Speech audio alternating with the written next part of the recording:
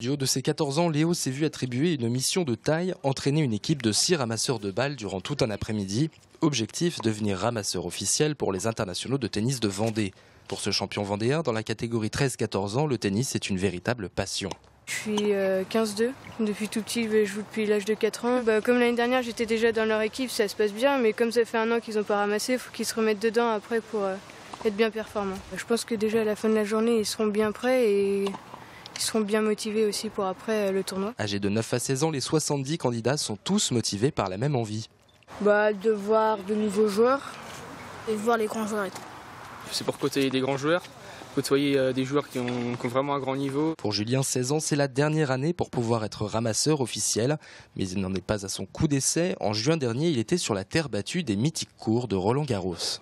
J'ai commencé, j'ai fait les internationaux de Vendée l'année dernière et vraiment ça m'a encouragé à continuer. Donc j'ai dit pourquoi pas postuler pour un tournoi du Grand Chelem et ça m'a réussi. Julien Morino, le sélectionneur, veille au moindre détail pour faire son choix. Car un bon ramasseur de balles doit répondre à plusieurs critères.